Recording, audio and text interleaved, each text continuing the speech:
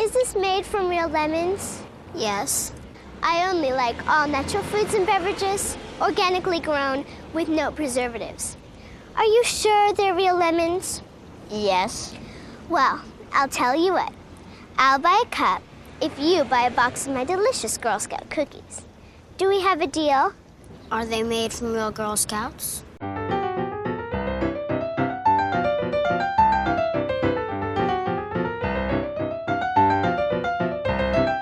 Hello and welcome to Comic Book Movie Oblivion, the podcast about feature films based on comic books and comic strips and one-panel gag cartoons that people have stopped talking about. We are your hosts, Jordan and Kumar. That is me. And me. And this week we are talking about the Addams Family from 1991. Pause the podcast. If you haven't seen this film, pause the podcast and go watch it. Yes, we're going to ruin some gags. Gags, spoilers. Oh yeah, spoilers, that's right. There's something of a plot twist. Yes, that's true. Okay. Yeah, you should Probably watch this movie. This movie's great. Go watch it. Amazingly hasn't aged. Not at all. Well, we did watch a Blu-ray, which was cleaned up for... Okay. Well, yeah, they cleaned it up for the Blu-ray release, as they often do. Yeah. Supposedly longer. A longer cut. Okay. The director, Barry Sonnenfeld, doesn't like to do director's cuts. A bit like Denis Villeneuve. He doesn't believe in them. Yeah. I listened to an interview with him where he says, there are no director's cuts of Picasso's, which I thought was a pretty obnoxious thing to say. Well, usually the studio didn't interfere with Picasso. Well, I don't know, maybe they... Yeah, Picasso painted it himself. Michelangelo probably had a lot of interference from the church. Anyway, I compare that to, the Wachowski sisters talking about comparing their work to Picasso's. Well, this is, coming from the guy... above Speed Racer, I tell you what. Yeah, coming from the guy that directed Wild Wild West and RV, I think that's saying something. We'll get to all that. So although I didn't notice watching it, I didn't notice that it was particularly different to the film that I watched as a kid, over and over. Okay. I had this one on video, and I loved it. Okay. So, the big question here is... Well, I noticed you'd already, you've buried the lead with that intro when you said comic books, comic strips, and single-panel gag cartoons. Yes. So, what is a cartoon, and why is it different from a comic? I'm going to read, you can get the bell ready, I'm going to read a quote from Alan Moore. Oh, you already mentioned him, so there it goes. Well, I mean, when you said his name. Oh, yes.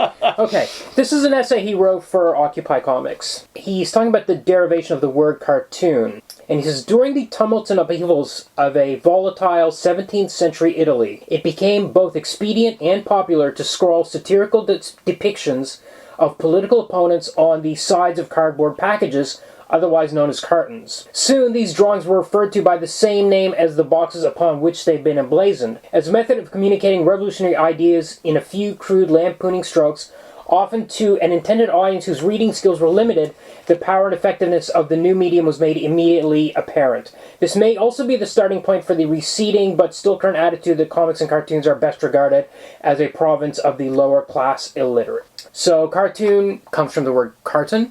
Right. Because these were political drawings, caricatures drawn on the side of boxes. Okay, now, the second question is, are they considered comics? Well, yeah. Well, what's the difference between a cartoon and a comic? Okay, so normally we would say, of course, it is a comic. The problem was this fellow named Scott McCloud wrote this comic called Understanding Comics. I did read the pertinent pages. In the early 90s. And he came up with he spent many pages, I'm going to say, he spends about 4 to 9, almost up to page 20, defining what a comic strip is, trying to find a definition. Mm-hmm. And he comes up with juxtaposed pictorial and other image in deliberate sequence intended to convey information and or to produce an aesthetic response in the viewer. Just rolls off the tongue, doesn't it? Yeah, well, he had to... Did he coin sequential art? No, that was Will Eisner. Will Eisner's the guy that's a comics or sequential art. He just used 2 words to define it. But now we have a question. What about picture storybooks? What about Shrek? What about the Gruffalo? Mm-hmm. Now, according to Scott McCloud, picture storybooks are not comics because you can take out the pictures and you still have a story. I don't think that's completely true. I think probably something like the Gruffalo, probably if you don't have the images, the story's going to be missing something, or there's a question of what about the aesthetic. Depends on the comic book, too. Yep. A reading primer, something like See Spot Run, sure, you could take away the pictures, but some other... no, you couldn't, because then you wouldn't know what Spot was doing. You're not seeing Spot run. I'm willing to concede that. We get questions like, is Prince Valiant a comic? And some theorists say no, it isn't, because it's all in the text. But when it says Valiant fights a dragon and we get a drawing of a crocodile or an alligator, obviously something's coming through in the images. Sure. Panel to panel, which has to be in the image. So you can't actually separate the image from the text all the time, maybe some of the time. But it also brings into mind... I was thinking of Death of Superman. Death of Superman, the final issue of that series, every page is a full-page splash of Superman fighting Doomsday. So you turn the page... So it just works panels, just like... right? No, it's just one page. Each one is one page. So it works like a picture storybook. It's the same as reading Where the Wild Things Are, effectively. And so is it still a comic then, at that point, or has it become according to Scott McCloud, maybe not. I don't know. His definition is very... I don't know why he's ruled these things out. Yeah, he has a very... Okay, I'll see. He uses the example of the family circle as he draws one of those. He says, single panels like this are often lumped in with comics, yet there's no such thing as a sequence of one. For him, a comic has to be a sequence. Because his whole thing is about the passage of time. But my feeling is, if there's a dialogue caption under that, then time is passing in that single panel anyway. It doesn't matter if there's not a second panel. He says such panels might be classified as comic art, in quotes. Comic art, in the sense that they derive part of their visual vocabulary from comics. But I say they're no more comics than this still of Humphrey Bogart is film. So he's got got a picture of Humphrey Bogart. He says that's not film. Yeah. What if it was a freeze frame of Humphrey Bogart in a movie? A famous scene, for example. What's a famous scene with Humphrey Bogart? When he's getting on the plane in Casablanca. What if it's a hologram of Humphrey that's a 2-second GIF or GIF? Does it become a comic? Is that a film? You know, at that stage, if it still is not a film, I don't know. It seems crazy to me. Also, he doesn't define what comic art is, even though he's used it as part of this definition. That's and he never says what a cartoon is. He says, I would call this a cartoon. He says, they are cartoons, as am I, and because he's drawing himself in all these panels, even though he's in a comic, and he calls himself a cartoon. And there's a long-standing relationship between comics and cartoons, but they are not the same thing, exclamation point. But he hasn't defined what cartoons are. One is an approach to picture making, a style, if you like, while the other is a medium which often employs that approach. It's all very shaky to me. So, as far as I'm concerned, this is comics. The Charles Addams. Yeah. What we're talking about. Well, we haven't even described them yet. Yes, we're getting there. We are getting there. So in a newspaper, say you have a satirical cartoon. Yeah. It's hard to say. Are they comics? The thing is, with these Charles Addams cartoons, they appear again and again. These characters that don't exist in real life. Mm-hmm. Right? These aren't real-world figures. These aren't the 17th century Italian aristocrats being scrawled on the sides of cartons. These are people that only exist in this cartoon, and you buy an issue of the New Yorker and you flick to the page with the cartoon on it to see what the Addams family are doing this month. Mm-hmm. That sounds a lot like a sequence. Which is what McCloud says. Yeah, very distant sequence, but they're not juxtaposed pictorial. He uses the word juxtaposed pictorial and other images. Well, what about juxtaposed through time? Yes, well, there's a question. But I actually think this is pertinent in the sense that I can see a producer reading Prince Valiant and saying, "Oh, we can make a movie out of this," or reading Garfield, which we're having another movie come out like next month, and saying, "Okay, we can make a movie out of this." Who looked at a single panel gag? Imagine reading The Far Side and going, there's a movie here. It has been made into a movie. Tell a movie. Sure, but can you make a whole movie out of like just the cows or just the guy stranded on an island? I don't think... Well, that's not what happened here. Right. Because we had the television series first. Yes. But your point still stands. Yes. Someone looked at these cartoons and said, I can make a TV series out of this. Yet, it doesn't seem that... TV series perhaps doesn't seem that far-fetched, because these are essentially episodic cartoons where we have a window into the lives Yes. Almost. I think actually there's one of the introductions, I can't remember who it was one of the New Yorker editors, talks about how you can't help but imagine what happened before the cartoon started and what's going to happen after. So there is a kind of very lived-in world that's happening in these comics. This is great. We're coming up on 10 minutes and we still haven't at all talked about what they actually are. No. Well, look, everyone knows what the Addams Family is, I think. But does everyone know where the Addams Family got their start? I don't think so. Okay. Charles Addams was most famous as a New Yorker cartoonist. Mm-hmm. And he was in that generation of New Yorker cartoonists in the 50s when the New Yorker cartoons were phenomenal. They had a kind of a house style, maybe. But there was it's kind of... Peter Arno, William shade, Steig. lots of grey shading, Yes. a bit billowy around the edges. Yes, lots of grey wash. Grey wash. Especially Charles Addams' really beautiful work. But we had Peter Arno, William Steig, who did Shrek, who we mentioned just a few minutes ago, Saul Steinberg. All these guys were kind of the superstars at the New Yorker through the 50s. Charles Addams was born in 1912 and did his first New Yorker cartoons in 1933. So he would have been like 21, 22 years old.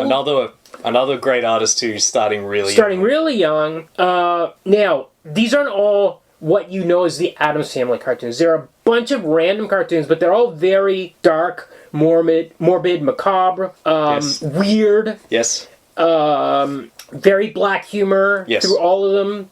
A lot of, I would say... A really kooky kind of sensibility, you might say. Yes. Really obsessed with suicide. A lot of suicide jokes.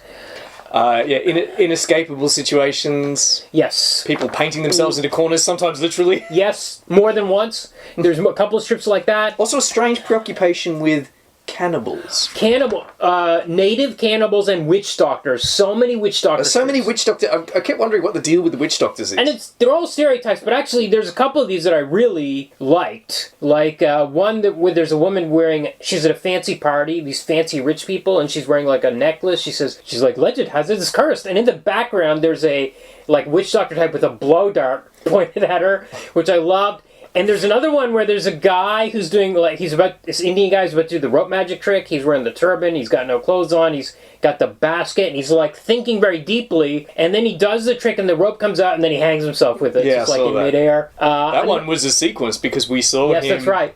Absolutely. It was a 6-panel sequence. Or 12 or something like that. Well, minus the panels, but there were 6 images. It was a bit like Sad Sack. Yes, absolutely. Another of the stereotype ones that I liked was in the background, there's like rocket ships, weather balloons, there's like a crop dusting plane. You can see that there are civilizations trying to control the weather. In the foreground, we've got all these witch doctors doing a rain dance, and there's a cloud just over them raining down on them. So like they're the successful ones in this. So a lot of husbands versus wives. Husbands plotting to kill wives, wives plotting to kill husbands. Sometimes successful on both sides. Mm-hmm. There's tons of those. Now, Charles Addams was married 3 times. 3 times. Second time, his wife got all the rights to the Addams family. So odd. I don't know too much about this story, but yes. Lady Croyton. Yes, who that's has right. a special thanks credit at the end of the movie. Yes, that's right, because she owned the rights. She only passed away, I think, comparatively recently. Yeah. 2004, perhaps? Or maybe even 2008. But yes, her name was like Lady Colleton. Her first name, she changed her name to that. She wasn't Lady Colleton when she was married to Charles Addams. Well, she married a lord after. She did, yet she seems to have changed... She seems to have changed her name to Lady Colleton. So it's planned nominative determinism? Maybe it was post-nominative determinism. But because she seems to have changed her name afterwards, and I read an article that referred to her as, by her first name, Lady. Right. So so her name was Lady. like a poodle? Yeah. Citation, this is just one article that I read. But anyway, yes. So, hilariously, she was married to Charles Addams. They divorced. Apparently acrimoniously. Yeah. In the settlement, she got the rights to the Addams Family cartoons. Yeah. So these are, among all of these images that Charles Addams would draw for the New Yorker, arguably the most popular, and the ones that told a story about a family, essentially, were the ones about the Addams Family. And it's not exactly like the Addams Family we know. No, they're much more evil. It's much darker in the comics, I would say. Well, I would say it's still funny. I mean, they're humorous. But it's jokes, but he himself complained about the TV series as being half as evil as the comic strips. I'm 100% I think the movie is a course correction. I think the movie has gone back to the strips. Yes, I think so, and I'm very prepared to talk about that a little later. Okay. So yeah, she got, then after she divorced him and got the Addams Family rights, essentially. Yeah. She presumably became quite wealthy. Then she married the Lord after she was married to Charles Addams. Then changed her name. Right. to Lady Colleton. So Charles Addams drew about 150 comics that featured the Addams Family, as they later became known as. Oh yes, that's the other thing. None of them have any names. No. Morticia and Wednesday got their names when they released some dolls. They're like, well, we have to put names on these characters. Right. So they were named... And Pugsley wasn't named until the series Gomez came out. and Pugsley were not named until the TV series, which was 64. Oh, okay. I thought it was 64 to 66. Gotcha. So, but that's not actually unusual, the way these media franchises work. For example, Jimmy Olsen was created for the Superman radio drama. Yeah. Right? Harley Quinn was created for the Batman cartoon, the animated series. I did know that, yeah. So, it's not that unusual that characters would be created or only be named once they crossed over into a more mass media for whatever reason. But so he drew about 150 comics, half of them... I think in this case it is a little more unusual because they weren't called the Addams Family. No, that's right. That's right. They're named after him. They were just a Charles Addams family that were recurring characters in the strips. I mean, these are very minimalist as well, because of course they're a single image and no more than a single sentence, much like The Far Side, as a punchline to accompany the image. Yeah. No room for names, only one character speaking. Yep. And, as I said, we don't even know who they're called. I wonder at what point... I mean, the name Addams Family is presumably... come in at some point. I'm guessing for the TV series, yeah. How did they sell did the dolls come out before the TV series? Yeah, I wonder how they marketed it. I don't know. They call it Charles Addams' New Yorker character. Well, these comics were collected into books during the New Yorker days. So you would go into a bookstore and see these books. You didn't have to be reading. And that's what we read for as prep for this week. Yeah. So they didn't specifically call them the Addams Family either, do they? No. It felt like maybe before we started recording, I should have found out exactly where the name The Addams Family came from. I have a feeling it came up for the show. That's the way that's what I think too. Okay, so half of these... So he drew 150 Addams Family comics between 1938 and 1988, so it's 50 years. When he died, that was when they stopped. But a weird thing happened with... How was he still writing them when his ex-wife owned the rights? She owned the TV, like the licensing rights, not the strip rights, I believe. Okay. But a key thing happened here, which is that as soon as the rights got sold for a TV show, William Shawn, the editor of New Yorker, said no more Addams Family strips in the magazine. I don't know why he made this decision. It's bizarre, but it's like, okay, that's the cutoff point. So now Charles Addams had to find a different outlet for those characters. They couldn't appear in the New Yorker anymore. Right. For whatever bizarre... I don't know why this judgment was made. But now we had the TV series, ran 2 seasons, was black and white, 64 to 66. Why was it canceled? Not clear. Apparently it was very popular. Some people think NBC was switching to color. Right. And they just canceled the show. I don't know why they didn't switch to color. Maybe black and white was the right medium for Charles Addams cartoons. In a way, it makes sense. I actually have a conspiracy theory that the show was just too horny. It is the most super horniest sitcom you can imagine in 1964. Gomez and Morticia are all over each other all the time. It's crazy. Fantastic.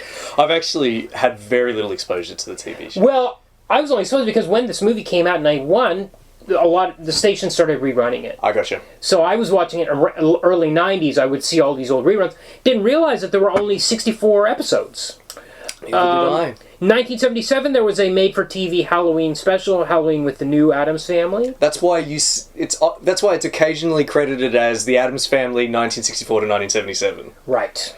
Because they're including that made-for-TV. That's a TV movie, so we could cover that at some stage. And we will. In 1973, before that, we had an animated series where the character designs were very close to the Charles Addams designs. I've seen that. We'll talk about that a little bit more when we rewind here. So we had the two movies in 91 and 93. Then we had a new animated series that ran 92 to 93 because of the movie. Yes. That was 21 episodes of that. So the 73 animated series was 16 episodes. 1998, we had a direct-to-video movie. Tim Curry as Gomez. Right. Because Raul Julia had since passed away. Right. Well, nobody from the movie is in the video version. Oh, really? The 98 video version. I didn't know that. Yeah. But that makes sense. And then we had another TV series based on that video version, which ran 65 episodes from 98 to 99. Then in 2019 and 2021, we had two CG movies come out. Yep. Addams Family 1 and 2. I haven't seen either of them. Haven't seen them either, but they look like the Charles Addams designs. Yes.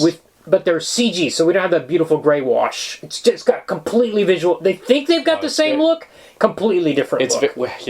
It's a very modern CG kind of movie. Even though they've based it superficially. Yeah. Well, I don't know about superficially. They're definitely visibly, they share the same silhouettes. Yeah. Features, but as you say, they're brightly coloured. It feels like Hotel Transylvania. Yes, exactly. And so I had zero interest in watching it because I don't want to watch any more Hotel Transylvania style garbage. Yeah, but they're on the list, so someday we may end up touching on I'm watching that at least one or fucking two. telemovie before we watch it. Yeah, well, we will, absolutely. And then we've got the Wednesday TV series from Netflix, which is this is Harry Potter starring a character named Wednesday Addams, right? Who's like, maybe if you squint, she's Wednesday from the comics, but I don't buy it. I haven't seen it. Yeah.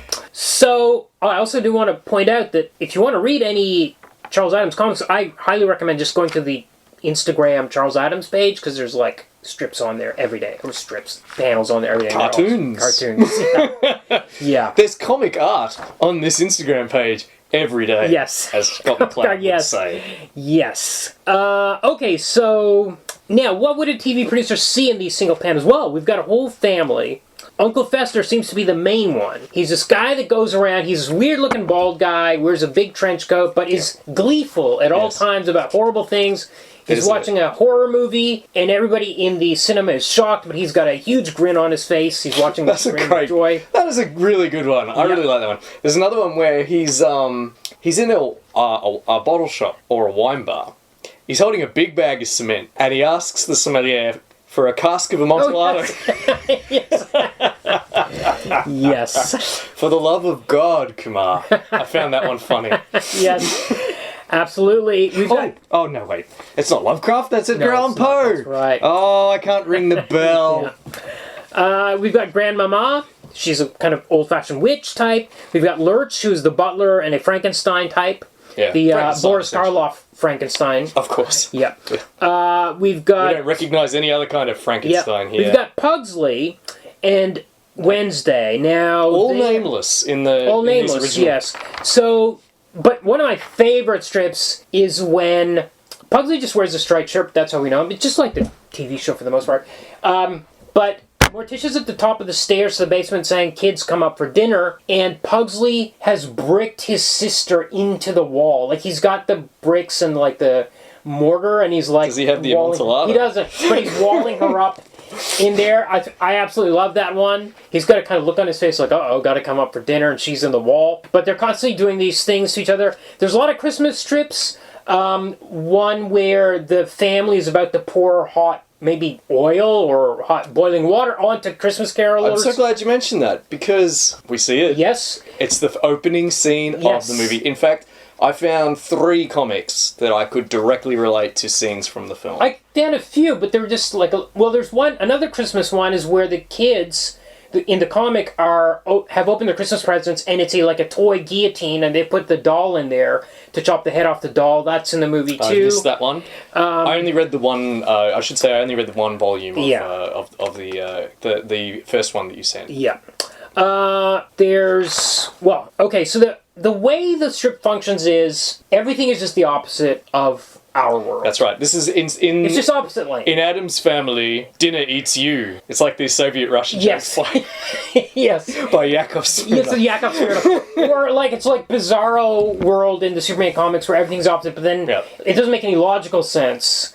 Where there's a very famous strip where Gomez asks Morticia, "Are you unhappy, dear?" And she says, "Oh yes, yes, completely." Yes, completely. Again, in the film. In the film, yes. Word for word. Word for word, yes. So it's that kind of, well, how does that make logical sense? It doesn't. And it kind of flashes past you in the comics. There's like...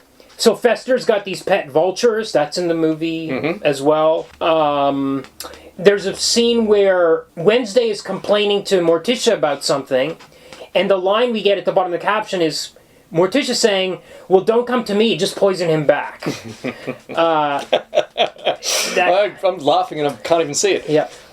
You keep saying strips. Yes, I do keep saying strips. Yeah, I do. It's a force of habit. Scenes, but these are really just single cartoons. Yeah. Yeah. There's a good one where Gomez is counting Wednesday's toes and doing 10 this little piggy, and he gets up to 11 or something like that, or 6 on 1 foot. This is a common recurring gag for Addams, is people who have 3 legs or extra arms. It's not necessarily Addams Family strips, it's all over the place, but often you'll see like somebody hanging out there washing. In fact, there's a Wednesday strip where she makes paper dolls. Yep.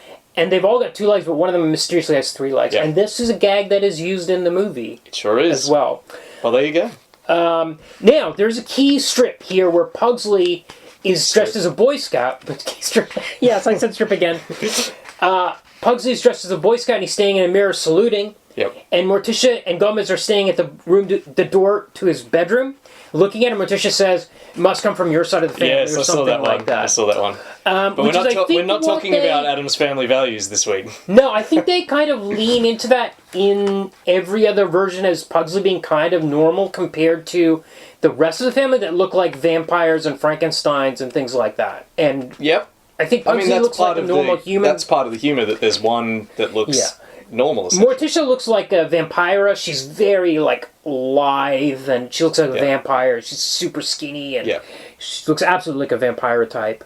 There's like a shadow puppet one where they're doing shadow puppets with their hands, but it's like this elaborate like bat shadow or something on the impossible. In a normal shadow puppet story, there would be elephants or bunny rabbits, but Gomez is doing an enormous bat. Yes, and that's the joke, because in Addams Family, you make bat shadow puppets. Yes, everything is morbid in some way. There's a great one where the kids are brought back from camp and they're both in little cages, like animal cages. And Also that's made it into the movie. That's in the movie. That's one of the ones I downloaded. I'll put it on the Facebook page. Yeah. There's like one where Lurch is serving like Thanksgiving dinner, but it's like a 2-headed pig. Things with multiple heads. Another opposite world one is where they're looking at all the family portraits and there's like Uncle Zoltar or something, and it's like he was the black sheep of the family. He looks totally normal. Yeah. He looks like a normal person. Yeah. They have one cartoon, Pugsley gets a pet dog or a pet in a cage, and it's this weird octopus-like creature. I think that later on the octopus had a name, Aristotle. Yeah. And there's... I think it was Wednesday's octopus, wasn't it? Oh, maybe. It was a pet octopus, I wrote. There's a pet octopus. There's a pet carnivorous plant called Cleopatra. That is in the movie as well.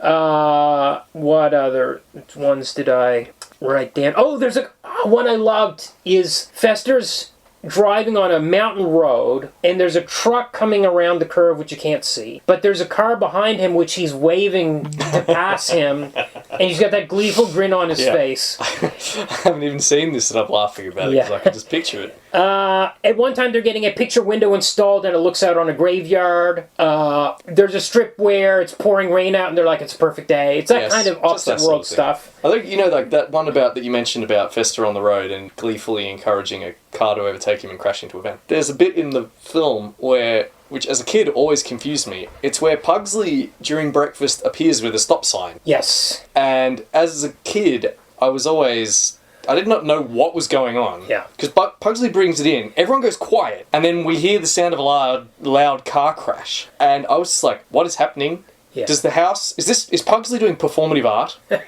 Did he... I guess I just figured Pugsley was doing some kind of performance where he was playing the sound of a car crash. Yeah. because he brought in a stop sign. Or maybe the house just made the noise of a car crash if you brought a stop sign into it. But of course... There is a cartoon. It's not necessarily Pugsley. I can't remember if it was Pugsley wearing striped or not. But there's a cartoon of a little boy who's stolen all the do not go in the water signs, warning, dead man's curve, warning, bridge out, stop signs. He's stolen. He's got a collection of them. This is in the movie. Not only does he steal stop sign, when they move to the motel near the end of the movie, he's brought all of his signs with him. He's got a huge collection. Because, of course, that's what's happened. Pugsley has taken a real stop sign, and the car crash we hear is a real car crash that's occurred because the sign's not there. There's jokes about trapdoors in this big, like, Victorian mansion. So there's one where Wednesday's going to pull out a tooth, and she's tied it to the trapdoor. Well, it's not so much a Victorian mansion as it is a kind of New England Lovecraft country-style mansion. Yes. Yeah. There's one where, another opposite world one, where Wednesday's having a temper tantrum because she's gotten on the honor roll at school. These are great. Go read them. Yes. Although you kind of have to wade through a few, as I said, other ones that aren't, because there's no specific collection that deals only with the Addams Family cartoons. You get a sprinkling of his other ones, some of which are funny, and some of which I'm not ashamed to admit I just don't get. Yeah, some of them are like lost in the mists of time. I think some of them are like... context sensitive. Yeah. And then some of it's just New Yorker wankery too, I think. I don't know, I thought these were pretty brilliant overall. I think it's hard to go wrong with the New Yorker cartoonists of that era, and Charles Addams is just, I mean, this is great, weirdly dark stuff. As I said, it doesn't make sense in some way, but it doesn't matter in a single panel. It's just like some bizarreness that's happening. You don't need to, you need to, the humour comes from how it's opposite. It's like Bizarro World. Yeah. This is funny because they think a rainy day is a nice day. Yeah. Because they're a weird, backwards family. Yes. You know, it's fun. Yeah. It's very funny. Yeah. So let's talk about this movie. Right. 1991, starts with a cold open of Christmas carolers. Yes. Singing Carol of the Bells. Yes. And then, just like the cartoon you mentioned, the family themselves are pouring hot oil on the carolers. And we get the TV show theme, which everyone knows. TV show theme. Yes. Yeah. But I don't think this type of scene would have been on that show. No, as you observed, that was a lot more kid-friendly. Yeah, maybe, yeah. A lot more family-friendly. Yes. Except for, of course, the rampant making out and kind of heavy petting that Gomez and Morticia were always doing. Yes. But, as you say, no, there's not a lot of murder and maiming and that kind of mayhem going on. Delight in murder and things like that. Yeah, absolutely. So, this was directed by Barry Sonnenfeld. It was his first feature film. That's right. He'd previously worked as a cinematographer. Yes, for the Coen Brothers. On a lot of Coen Brother movies. And then his other comic credits cred corner movies are Men in Black 1 to 3. Cred corner. I like that. Yeah. Did you just coin that? No, it's ex nihilo. Last week. Did you? I think we mentioned it last week. So much for my memory. Yes, so he does Men in Black as well. The 3 Men in Black movies, to be exact. And Get Shorty, which is a great movie. And Wild Wild West and RV, which, as I mentioned, are terrible movies. So he's kind of up and down. Don't know quite what to make of that. Somehow last week forgot... He made this film and Addams Family Values, for which I'm prepared to forgive him any number of Wild Wild Wests. Yeah, well, yeah. Somehow I forgot Angelica Huston's name last week. She's actually first billed in this movie. And she's an absolute goddess in it. Oh, she's fantastic. Just fantastic. Really amazing. She'd be, if it wasn't for Raul Julia absolutely chewing up the scenery in every scene he's in, she'd be the main reason to watch this. I actually think one of the reasons this movie works so well is that everybody knows what kind of movie they're in. Every actor in it knows exactly what they're doing. Oftentimes you'll watch a movie, it could be a science fiction movie or a comedy, and some actor's there that's like, has brought a different performance. Well, they just don't know what's going on. And they don't know what's going on. They're just reading the lines. Everybody here is on board, and I think part of it is that this is not a movie where people arrive at the house and are like, oh my god, what is this place? Why is that hand walking around? It's not one of those movies. It's like Coneheads. People just accept all the crazy shit that's going on. They might do a double take. They will generally do a single double take, and then just get on with the scene. I would say part of the reason why it works so well. Tully's Mrs. I can't remember what her name was. Abigail, or was that the name of the mom? Anyway, we'll call her Mrs. Tully for the purpose of this podcast. Bizarre haircut. But what is her hairstyle? She looks like Margaret Thatcher. Yes, but she's grossed out by this stuff, but she's not freaked out at its existence. Grossed out, but not freaked out. And in fact, she turns by the end, she's into it. Like, she's Mary's she falls for Cousin Ip. Cousin Ip. Yeah. And initially, they have kids in the sequel. Initially, she's freaked out by him, but then, So even she's like the one person that's, well, maybe two people, but she's like, what is this? Who are these weird people? But she's not like, oh my God, I saw a hand wandering around. Because often in these movies, not only will somebody be like that, but they also sometimes will not freak out at something amazing that's happening or freak out at some other thing that it's inconsistent. Later on, I mean, Thing, the disembodied hand, which incidentally is an effect that really holds up. I wondered how they did that throughout the movie. I'd love to see it behind the scenes. Yeah. Because it just looks so great. It really does. Almost, very occasionally, in this Blu-ray kind of 4K version that we watched, very occasionally you could see a bit of that chroma key flickering. Okay. Especially when he's exploring the swamp. But, by God, the rest of the time, I think a lot of the time they're just using forced perspective. We were jumping all over the place. I want to say, this is part of the movie after the credits. By the way, the credit reads, based on the characters created by Charles Addams. Right. No mention of cartoons or anything like that. No, well. Just based on the characters. Anyway, it opens with this cuckoo clock, and all the family members come around. And we know what we're getting in for, because the Gomez puppet kisses the Morticia puppet right on the bosom. Yeah, and I was like, oh my God, every frame of this movie is so committed to it. And I watched this probably 5 or 6 years ago, I'm guessing, with Ashwin. Now, at the time, he would have been about 9, 10. And watching it then, if you watch a movie with your kid, your young kid, you're watching it through their eyes, and they're like, is he getting this joke? Is he getting this joke? Does he not understand what's happening now? And I kind of missed it. I was like, okay, this movie's fine. Watching it this week, I was like, holy shit, I cannot believe every frame of this movie, every performance, right from the cuckoo clock. Yeah. It's all there on screen. All the time. It is really like the Addams Family universe of the Charles Addams cartoons. Yeah. Okay, so... Clock. Then we have Gomez, Raul Julia. Yeah. He looks at... I think he's at Festa's room. Festa is missing.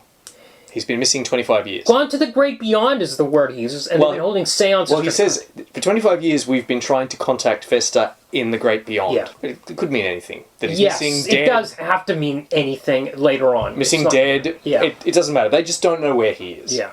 And he's using suitably Addams-esque language to express that he's somewhere in the great beyond. Yes. And for 25 years, nothing.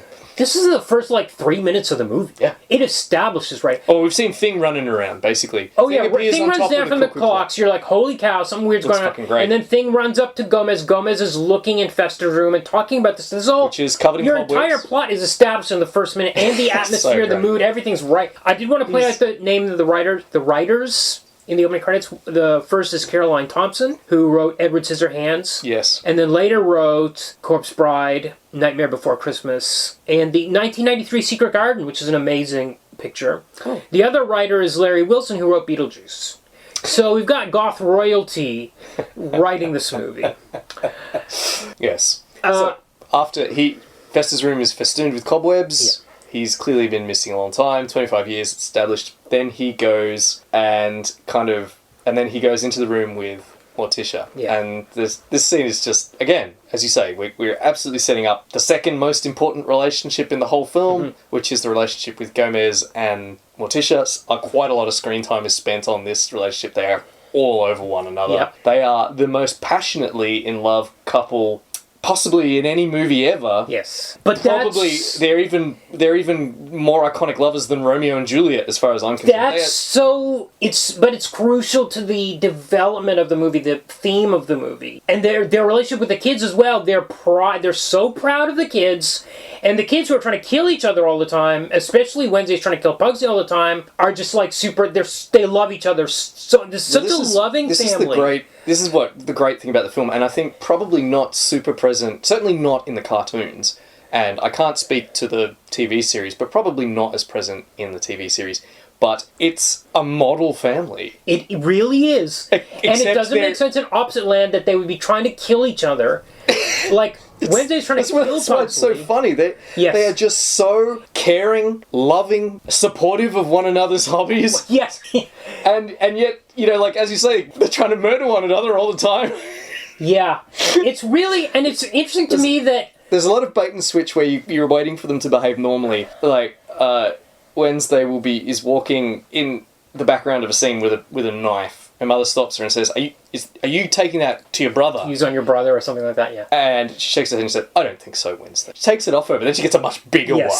There's a lot of that kind of bait and switch going. Yes, and I don't think that's definitely not a gag from the cartoons, but it's perfectly in line with those cartoons. And what's fascinating it's very believable as something that would happen in Charles Addams' universe, sure. But what's fascinating to me is that reading those cartoons, it's like, okay, Opposite World is fine for a single panel. How are they going to sustain this for a 100-minute movie? It works somehow. I don't know how. It just never lets up. How does it... Yes, it's just relentless. Every scene has something that's Opposite World. It never outstays its welcome. You can't think about it, or... I don't know. I'm trying to understand why it's functioning as well as it does. Because it shouldn't. It's just really funny. It shouldn't. It should not work. You're just waiting for it. It's bizarre. You know it's coming, and the anticipation makes it funnier. Even at the very end of the film, Morticia is still dropping these kinds of bait-and-switch lines. Yeah. She'll say...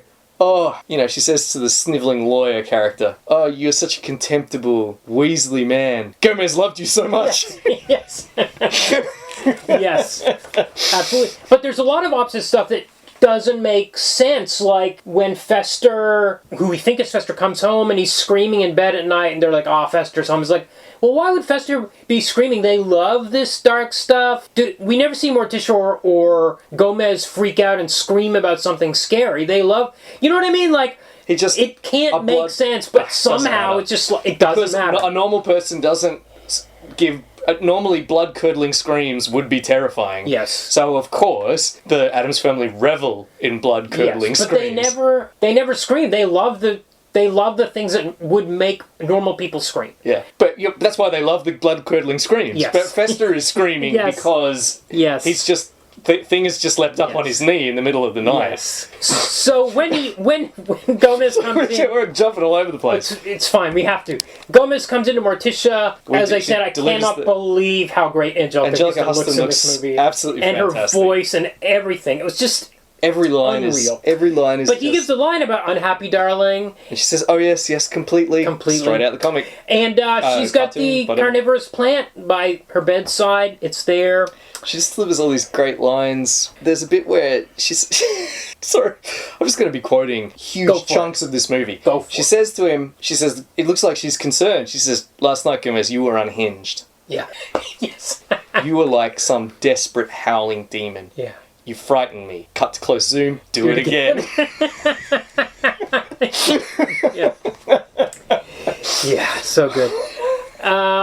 Lurch, played by Carel Struycken. Carel Struycken, Dutch. He's Dutch. Do we have any kind of sound effect for Star Trek actors showing up in... We haven't mentioned enough. We don't bring them up often enough. But of course, Carel Struycken, nerd royalty. Obviously Addams Family, but also lots of Star Trek roles. Yep. He played Mr. Hom, the butler of Lwaxana Troy, various other roles. He had a role on Star Trek Voyager in the episode The Thaw. He was also in MIB. Right. He is at dinner with the Arcturan who's the safe guardian of the Belt of Orion. Okay. Well, we'll get back to that, so we should probably... But yes, if you can think of... Carel Struycken, he's about 7.5 feet tall. He has acromegaly. Yeah. If you visualize enormously tall guy, prominent brow ridges, great big jaw, you know exactly who he is. Yeah. Gomez practices shooting golf balls off the balcony of his house. Yes. And they go across the way and smash windows of this judge that lives across the way. Played by Paul Benedict, who I know, big guy in my life for being on Sesame Street as the number painter. Amazing. Now this lawyer, the Addams Family lawyer, Tully, played by Dan Hedaya, shows up, and he's kind of a crooked lawyer, and he has to do... And he's also a bit hapless. Yes. We know learn that he's hapless he's in because debt to these grifters. We learn Loan a sharks. bit later on. But we know he's desperate for money because Yes. they're approaching the house. His wife says, just beg, just ask them, just ask them for money. Ask them for a loan. And he goes, I won't beg, I'm not a bum. But they're his last paying clients. He doesn't have any other clients.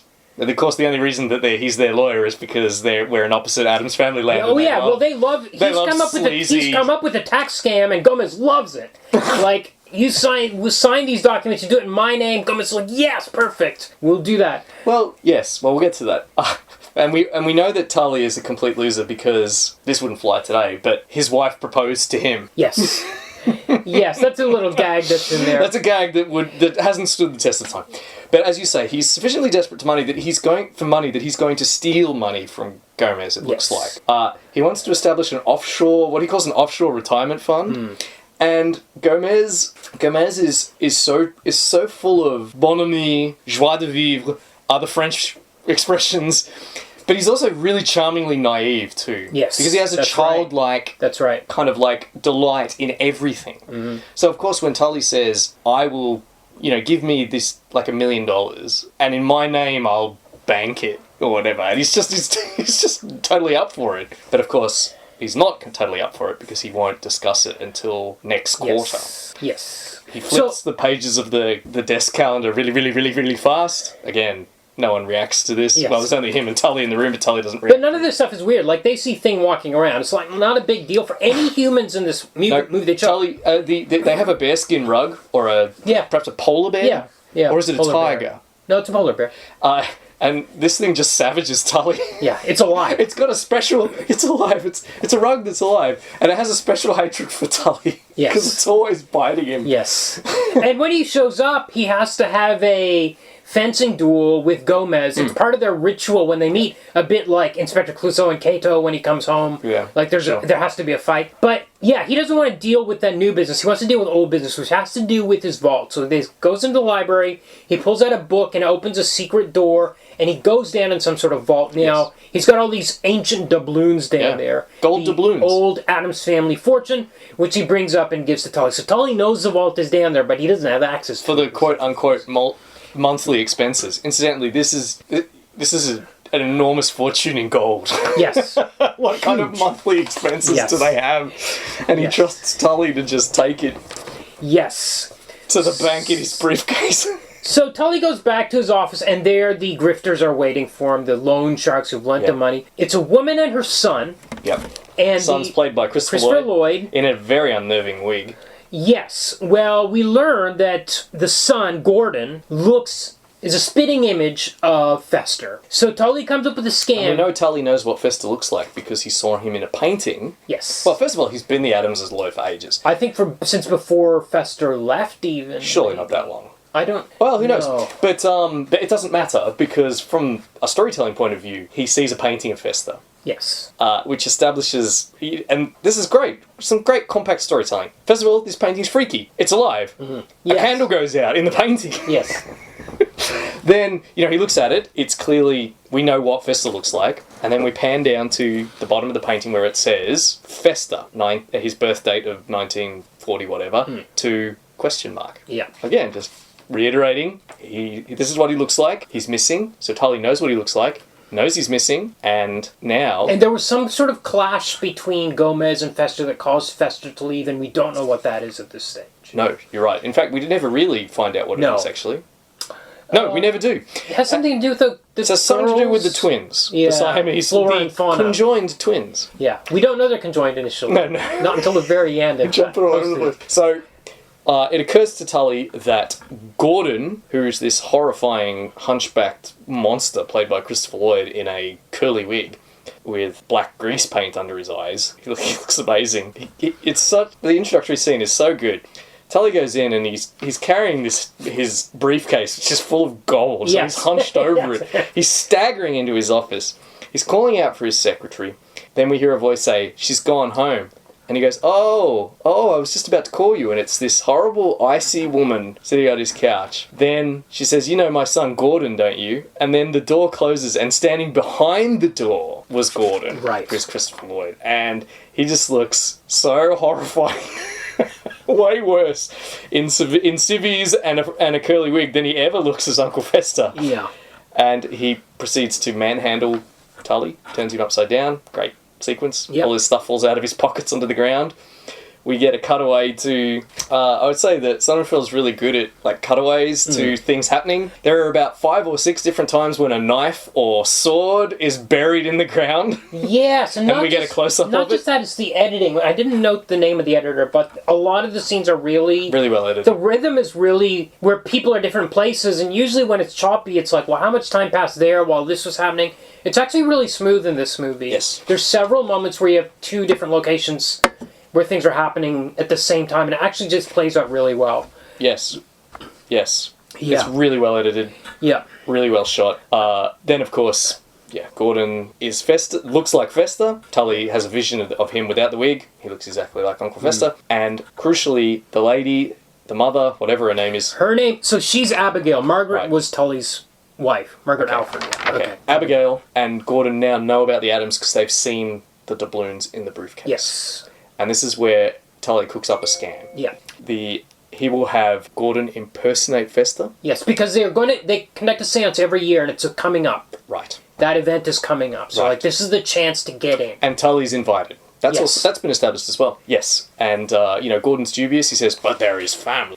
Yes. Yeah, it doesn't matter because Gomez is desperate to see Fester again. Yes. Again, because he's so charmingly passionate that he'll believe anyone is Fester. Yep. They had some sort of blow-up. Gomez feels guilty. He'll do anything to see Fester again. You just got to get in and get the gold. There's a fortune there. Yeah. And then you'll have all the money I owe you and more. Yeah. And Gordon and Abigail are thrilled because they're scam artists. They think this is perfect. This is the big scam that they've been waiting for all their lives. The one that's going to set them up for life. Tully's going to take the rap. They'll just duck off with the doubloons. And that's it. Yeah. So the seance happens. There's a moment where Grandmama plays a prank on Margaret by having her hold her hand, and then she pulls it right off, and it's actually a thing. Yeah. And again, Margaret is like... Oh, what a grip! Yeah. Margaret is upset about the prank, not the disembodied hand that is alive. You know what I mean? Well, she's kind of grossed out by the hand, but... She's grossed out by it. She's not like, But it's how not, is this possible how in is our there universe? a disembodied hand, yeah. No. I also love that the spooky organ music is actually diegetic. Yes. It's Lurch playing Lurch it is on an playing organ. it so good. There's a great cutaway to that. Grandmama is leading the seance. She has a crystal ball. She's doing some sort of chanting. Yes. Then she says, I sense he's near. She calls out to him and says, Fester Addams, if you can hear us, knock 3 times. And then we hear 3 booms. She asks him to do it again. Yeah. And Tully's like, by all means. Now, And then... is this... When she said she sensed Fester was near, is this a bit that was... How could it be Fester? How could she sense Fester was near if it's Gordon? Is it established at this point that it really is Fester? No. When they knock 3 times, is this all just coincidence? Was Grandmama lying about sensing Fester? Well, the thing is, I think it's fine. I mean, it's fine. Seances aren't real. Well, they're real in this world. How can you say? How can you say that thing is real, but seances aren't real? We never see anything overtly, aside from Thing, right? We never see anything overtly supernatural. The Addams Family are constantly surviving things that they shouldn't. Okay. But no one ever casts a magic spell. Right. So, Morticia says when she's in the employment agency that she specialised in curses and hexes. Yes. Or spells and hexes or something. But no one ever... Come on, though. Thing is... No, I think this is part of it, right? Okay. These people fit in, as you say, people just accept what they're seeing. Yeah. These people fit in despite being really weird. Yeah. And nuts. People are always saying they're nuts. These people are nuts. They're stupid and nuts. They're kind of eccentric. They're sort of that peculiarly American, sort of like old money American eccentric family. In this case, just the eccentricity is hyped up to 100. Yes. But this isn't like the Munsters, where there are straight up vampires. Okay. And, like a Frankenstein monster with bolts in his neck. Yeah. This is a crazy world, but still one that's plausible. Sort of like, a bit like City Hunter, like we were saying. I kind of a felt... heightened reality. I actually felt like people were reacting so normally to the Addams Family that I think there are a lot of Addams families out there in this world. I think there are a lot of weird, morbid, macabre families out there.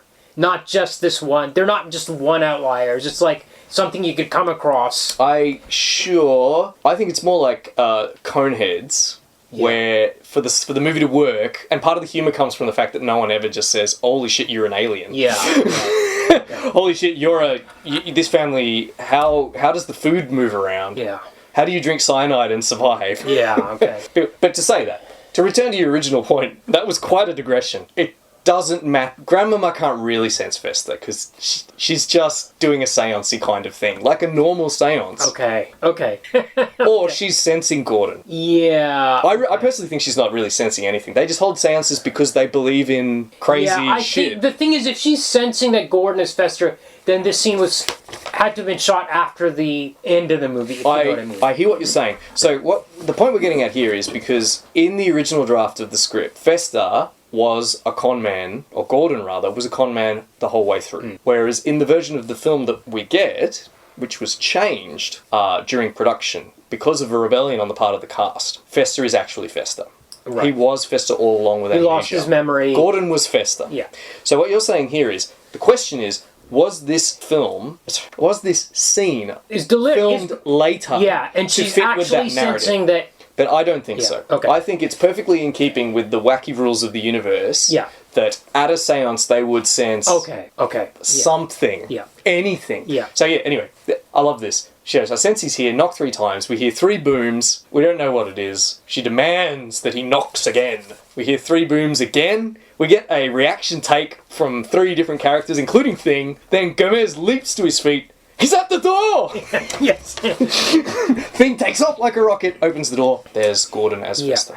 So now we get Gordon as Fester. We get his mother, Abigail, who's pretending to be a German... Dr. Pinderschloss. Dr. Pinderschloss, who found him with, She found him in a tuna net in Florida. Yeah. So he'd been in the Bermuda Triangle. This comes up again and again. He was in the Bermuda Triangle.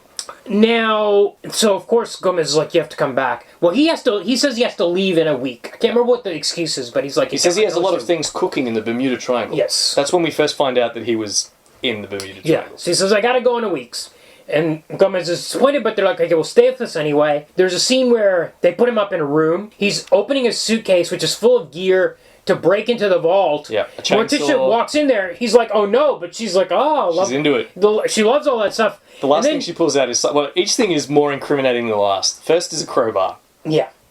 Then dynamite. Yeah, he's got a chainsaw, I think, as well. He brings that out first. Morticia doesn't see it. First the crowbar. He snatches it out of her hands. He doesn't know what to do. Yeah. Then, last of all, she brings out a bottle. Cyanide. Yeah. He covers his mouth. He thinks the jig's up. She turns to him and she says, Dear Fester, as if we'd run out.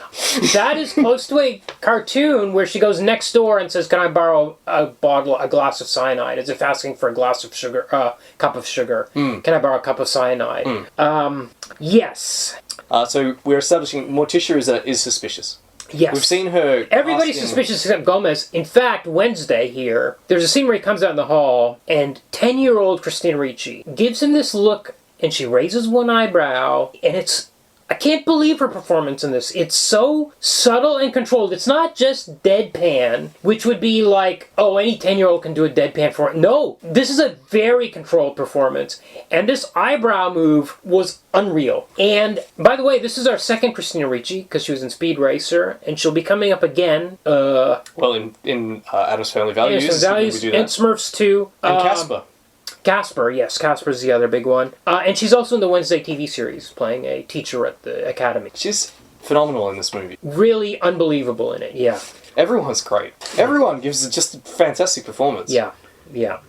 So in this bedroom, Fester picks up a picture of a camp photo where him and Gomez are in cages. Yes. As in the cartoon. Just like in the cartoon. Yeah. The New Yorker cartoon. I have a question though. Why is Wednesday suspicious? Because Fester disappeared 25 years ago. I think she doesn't know what he's like. I think it's not that she's suspicious. It's more that she's inquisitive. And her inquisitive, because she's so deadpan all the time. Yeah. Her inquisitiveness is an unnerving stare. She's definitely suspicious. Like, she says She does become in exact suspicious. those words later on. Like, She does she become talks to suspicious. Pugsley. Pugsley says, "Do you think he's really Uncle Fester?" And she's like, "I'm not sure." Yeah, I think at this point she's just she's a creepy child. yeah. At this point.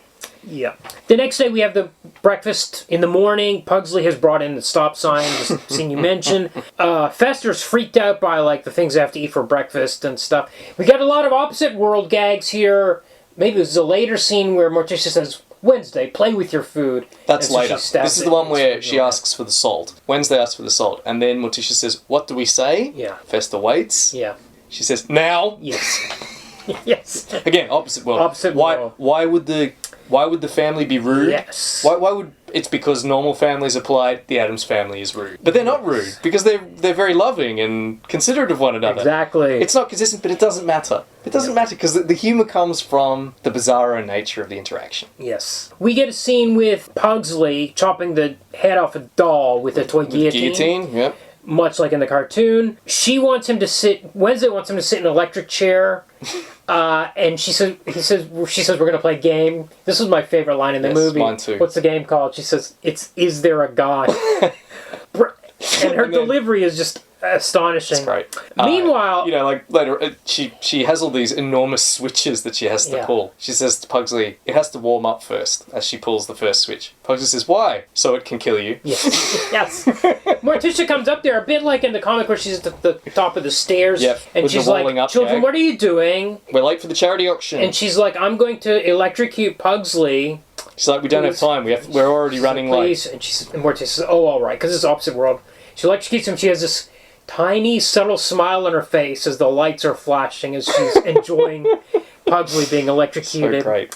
It is really great. Meanwhile, Gomez and Fester have gone to the vault. Yeah, he's immediately said, "Whoa, first thing to do, let's go to the vault," Gomez says, and he takes Fester's like, "Oh, great." There's all these things to go down there, though. They have to pull a certain chain in this First they need to pull a book out of the bookshelf. Yes.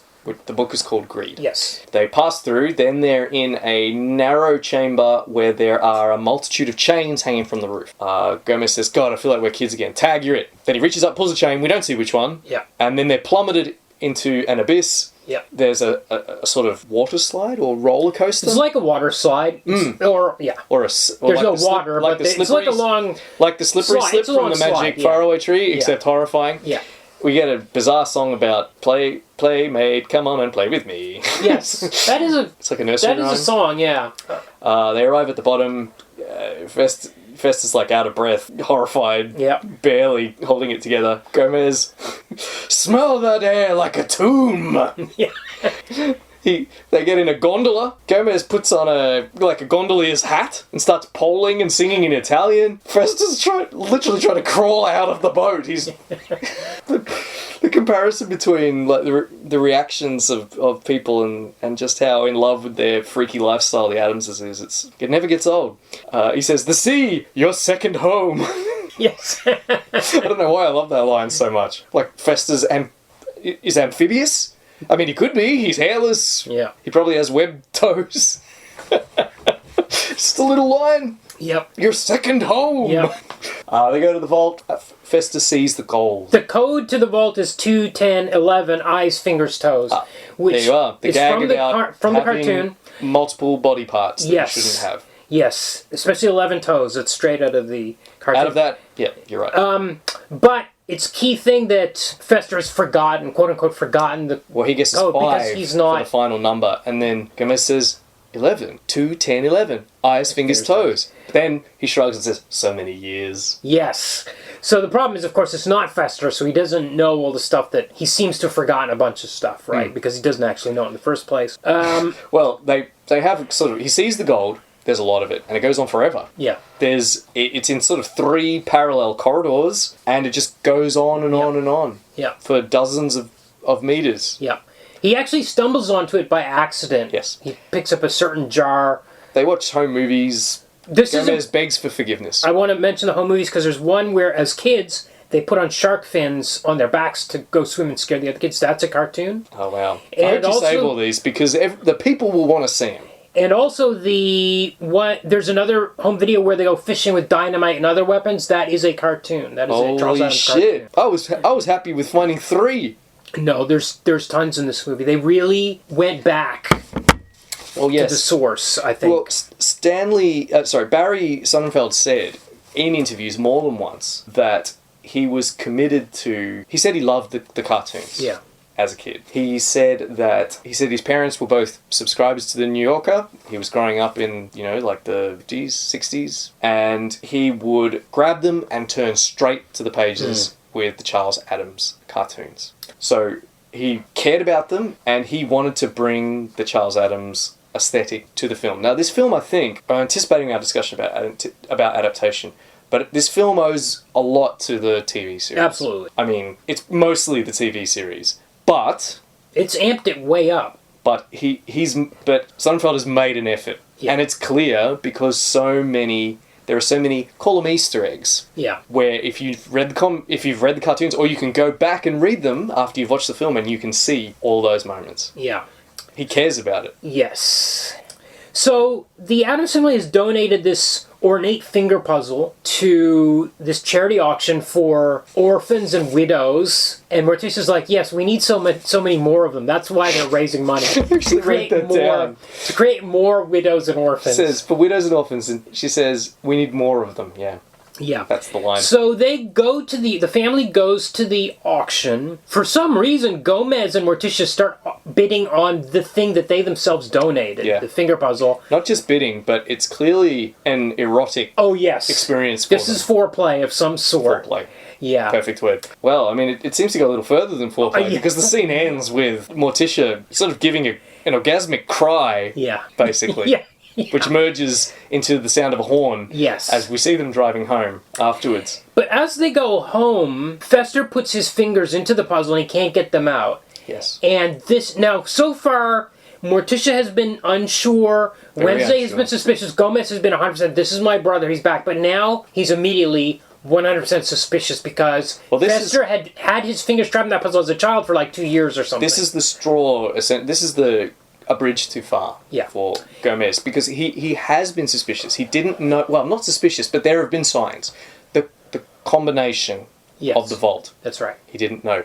Then there's a scene in the vault where he gets him in a headlock and asks for the password. And of course, Fester doesn't know it because he's Gordon, the con man. And Gomez is incredulous, outraged. Yeah. You forgot the password, the word we used 100 times a day, our secret private name for each other. How could you forget that? And Christopher Lloyd's like, that was a long time ago. You almost killed me, you demented freak. And Gomez, instead of being suspicious, says, my God, what did they do to you in that Bermuda Triangle? But the finger trap, that's too much. Because as you said, he was obsessed with it as a child. In fact, he wore it for 2 years, and Mother had to teach him to eat with his feet. Yes. Yes. At this point, Gomez is playing with his trains. Apparently, when Gomez is stressed, he plays with his trains. And there's a shot inside the train, and there's a living passenger there, which is a Charles Addams cartoon, where some kid is playing with like a toy truck or something, and there's a little person in there. Yeah. Well, I also have a fact about that scene. The passenger, that's the director, in a cameo. Okay. Interesting. They go out. Morticia's like, okay, you're not Fester. She takes him out. Oh, he actually tries to get into the vault and screws up. And he's ejected outside the house. Morticia meets him there. She says, let's go for a walk through the garden. They go through the garden. All these statues, the statues have kind of Charles Addams cartoon shapes. Like the character, the shape of them. Yeah, you're right. At this point, we learn that Fester had a pet vulture, which came out of the cartoons as He wouldn't circle, he wouldn't peck.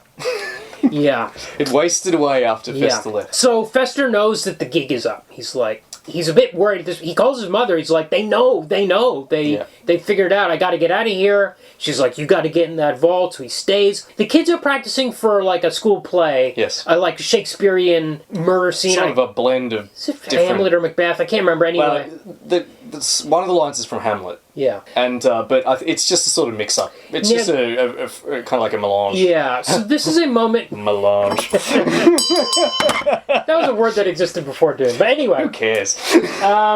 So this is kind of the moment where it switches for him, for Fester, for Gordon. Yeah. And he's like, you kids, I gotta show you how to die right or to pretend to be dead. And he's like, Have you ever killed someone before? Yeah. You have to go for a major artery. Gordon probably, I don't know, it's implied that he's killed people in his grifting work. Yeah. Well, he's like a standover man. It's kind of He was going to kill Tully. Yeah.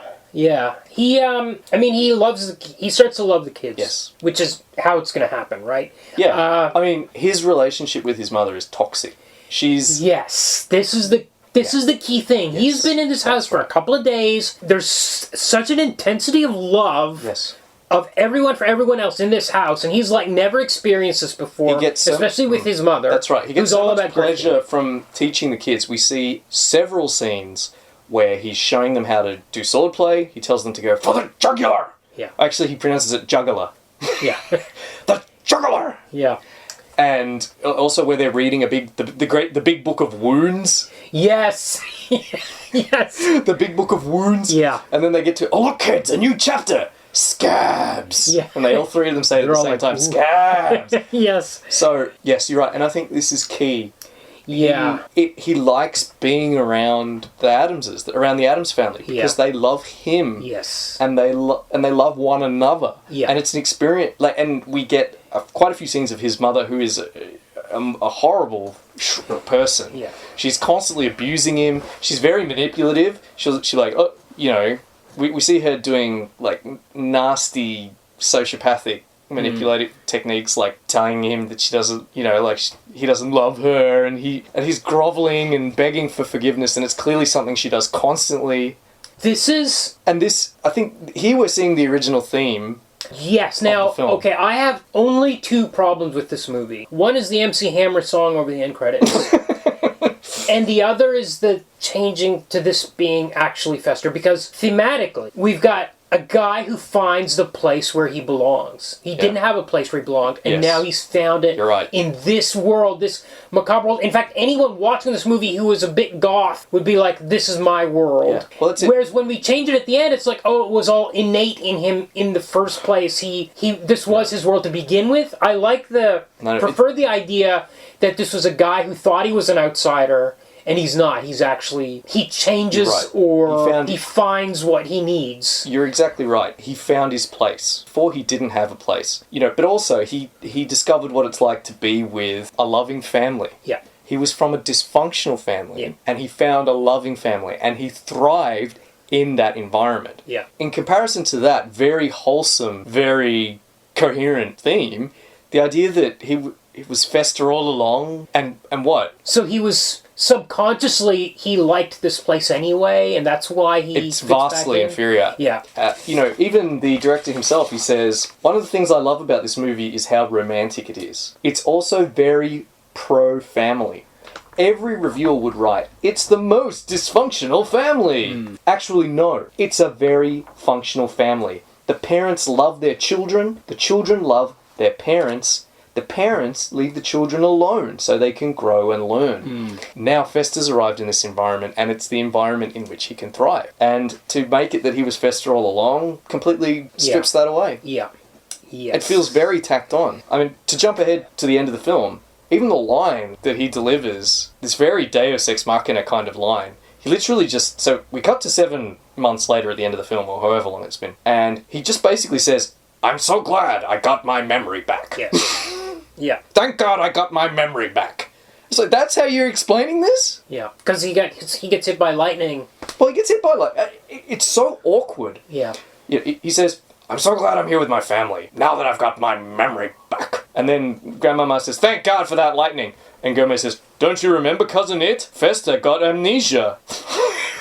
That's it. Yeah. This isn't the first time I've rewatched it as an adult, but I remember the first time I watched it again a couple of years ago. Probably about 5 or 6 years ago when you were watching it with Ashford. I remember watching it and going, oh my God, that's awful. Yeah. It didn't occur to me as a kid. But I remember calling up one of my brothers and just saying, you should see the final scene of the Addams Family. It makes no sense. I can see the motivation of wanting it to be the actual character and not a copy. It's a bit like... Here's the interesting thing. I've done some research. Now, Sonnenfeld has spoken about this more than once. In each instance, he always says... It was the cast that wanted the end to change. he had a cast revolt. And the cast nominated Christina Ricci to approach him Okay. and insist that Fester needed to be Fester. They'd sort of primed her with all their arguments, Okay. and then they kind of went into the director and they said, Christina's going to tell you how we feel. Okay. Sonnenfeld has gone on the record as saying that he was sort of in awe of Christina Ricci. He's even said a little intimidated by her, because apparently she's very kind of like old head on young shoulders, very articulate and very talented actor. And this worked. This Johnson treatment that he got from Christina Ricci was enough to convince him to change the ending. Right. So, but what I can't find is what the original script looked like. Okay. I've seen two explanations that Sonnenfeld has offered. He's gone back and forth. First, it was going to be revealed that Gordon was a con man, Yeah. and the family was going to accept him anyway, Okay. out of love. Yeah. The other version, which he's hinted at, is that it was going to be left ambiguous. Okay. That he could be Fester, Okay. he might not be Fester, Okay. and the family accepts him as is. They're not interested in delving into the truth of whether or not he was Fester. So I don't know. Does it make a big difference which of those endings we would have got? I'm not sure. But what I do know is that the ending we did get, I find very unsatisfactory. Yeah. Yeah. Okay, so I just want to point out one scene I noticed as he's getting closer to the kids. When he puts Wednesday to bed one night and promises to tell her stories about the Bermuda Triangle, there's an octopus drawing at the foot of the bed, which is straight out of the Charles Addams cartoons. Christina Ricci improvised the corpse pose that she does in the bed. Oh, excellent. That wasn't in the script, and it wasn't from Sonnenfeld. That was improv. So they have a big party. I think it's a welcome home party for Fester, or was No, it it's a something farewell else? party. Farewell. Oh, because he's insisting on leaving again. That's right. He He's can't. leaving He again. can't hack the strain. Yeah. Partly because he's starting to care about these people Yes. deeply, and he doesn't want to Yes. take advantage of them anymore. I do like in this scene that the band has a guy playing a cobra, which seemed a bit like those Charles Addams stereotype cartoons. A nod to the nude savages and the fake ear hanging himself. Yes. Sure. But at this point, so we've known all along from Tully, the lawyer, that actually Fester is next in line to... No, we didn't know that. It's revealed by the sisters, the Amor twins. I thought they... No, so everyone's waiting for Fester to come down. He's hiding in his room. Okay. Gomez sees the twins. We now know that they're conjoined, or do we? No, we do at this point. No, This we is the don't. scene where we It's learn. not super clear in the home movie they watch. We see the twins. Yeah, that's right. But we see it's only them. at this dance that we see that they're conjoined. We see it. We see them in all their glory.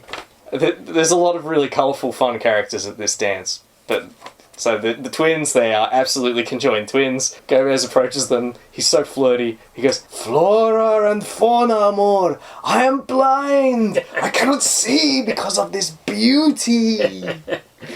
And they're so flattered. They're hitting on him. They say, "Where's Fester? We want to see Fester." And he goes, "Oh, I'm sure he'll be along soon." He grabs Tully and says, "Tully, amuse the Amor twins. They're waiting for Fester."